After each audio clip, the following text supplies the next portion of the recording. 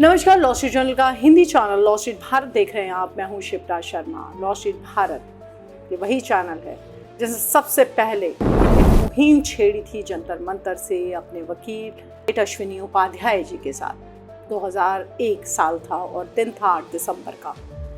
जंतर मंतर में हमारे चैनल और हमारे एडवोकेट अश्विनी उपाध्याय जी ने मिलकर बड़ी संख्या में लोगों को जोड़ा था। उन लोगों को ये बताया था कि किस तरीके से हमारे देश में जो काले कानून चल रहे हैं, जो वो कानून चल रहे हैं जिसे कभी अंग्रेजों ने बनाया था। क्यों बनाया था अंग्रेजों ने वो कानून? बाल गंगाधर तिलक और लाला लाजपत राय ने जो लाठियां खाई थी, क्या घटिया अंग्रेजी कानूनों के लिए? ये अंग्रेजी कानून भारत के लोगों से पूछ के नहीं बनाए गए थे।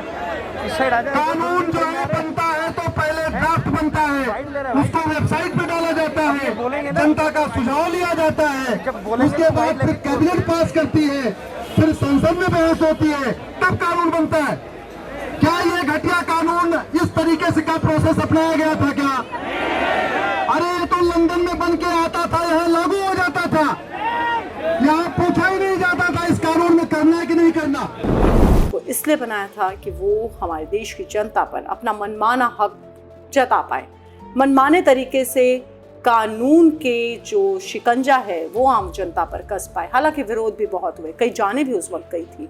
ये कहा गया था कि ये कानून मत बनने दो, लेकिन क्योंकि तो उस वक्त अंग्रेज़ों का राज था और वो कानून बना और भारतीयों को कई जिंदगियां और कई तरीके से अपने आप को जो है वो अपनी ज़िंदगियों को खोना पड़ा, अपने सामान को खोना पड़ा, अपने देश को खोना पड़ा। लेकिन वो वक्त अलग था क्योंकि वो अंग्रेज़ों का दौर था। उस वक्त भारतीयों का कितना योगदान था कानून बनाने में और कानून को ख़त्म करने में, ये तो आप सब समझते हैं। लेकिन जब एक बार देश आज़ाद हो गया तब तो इन कानूनों को ख़त्म कर देना चाहिए था, क्योंकि ये लोकतंत्र देश था, एक ऐसा देश जो ये कहता था कि हम दुनिया के सबसे बड़े लोकतंत्र हैं।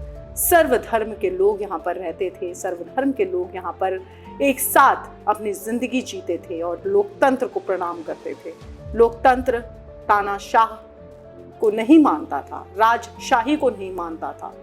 लोकतंत्र ने वोट किया और एक सरकार चुनी, एक ऐसी सरकार जिस पर उसने विश्वास जताया कि ये सरकार उनको उनका हक दिलाएगी, समान तरीके से जीने का और समान तरीके से आगे बढ़ने का। लेकिन क्या ऐसा हुआ?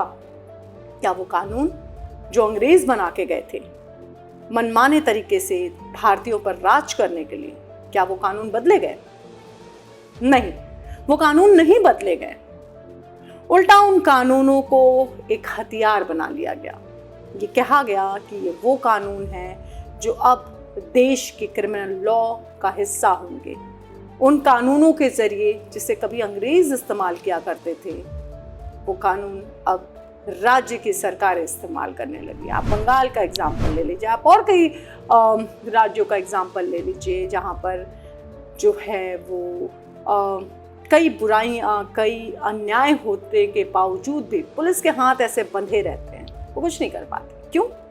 क्योंकि जो महकमा होता है, जो सरकारें होती हैं, वो उनके ऑर्डर आ जाते हैं और वो उसी तरीके से काम करते हैं। कहते हैं ना कि जो न्याय प्रणाली है उसमें गरीब और अमीर सब बराबर होना चाहिए, लेकिन ऐसा हो नहीं पाया। क्यों? क्योंकि ये कानून नहीं बदले गए।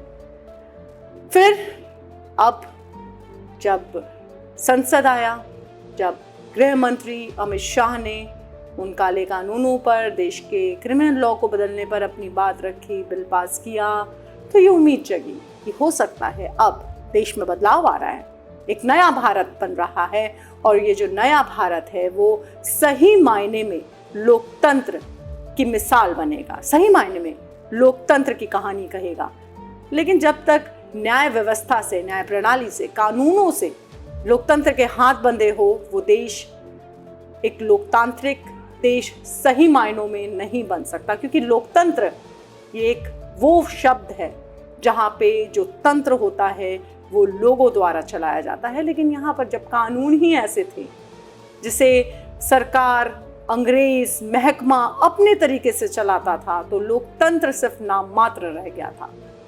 पर जब अमित शाह जी ने इस संसद में लोकतंत्र की नई परिभाषा लिखने की बात कही, बिल पास किया कि इन काले कानूनों को खत्म कर देना चाहिए, तो आम जनता पे भी उम्मीद जगी।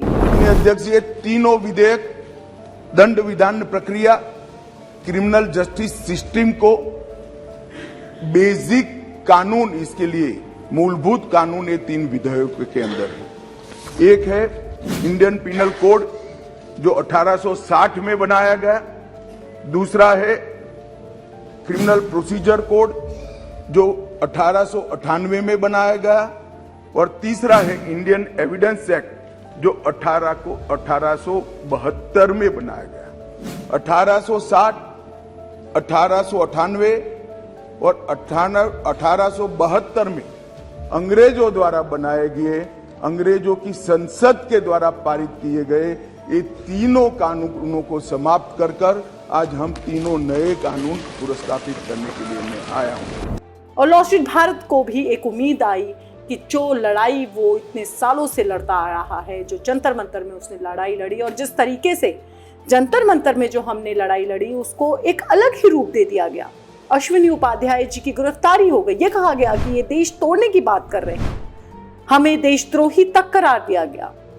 इस चैनल की बतौर चैनल के एडिटर मैं शिप्रा शर्मा, कई न्यूज़पेपर, कई अखबारों, कई टीवी चैनलों ने बाकायदा मेरा नाम लेकर ये बात कही कि मैं इस पूरे कार्यक्रम की संयोजक हूं।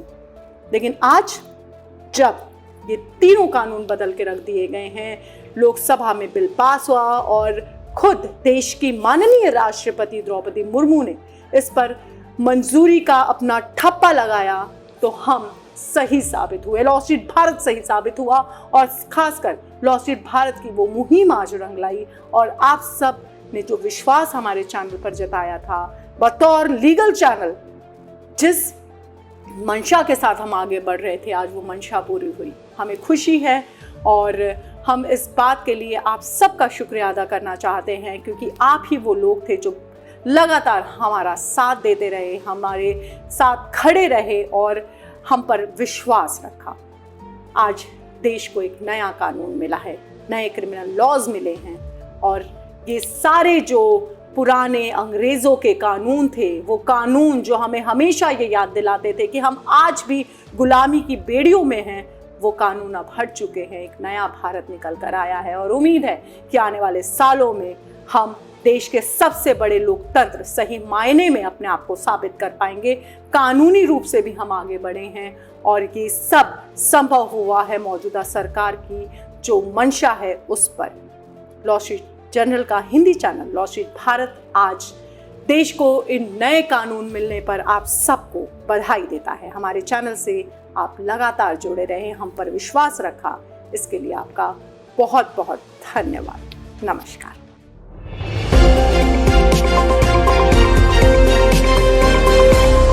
लॉ स्ट्रीट भारत, राष्ट्र के हित में।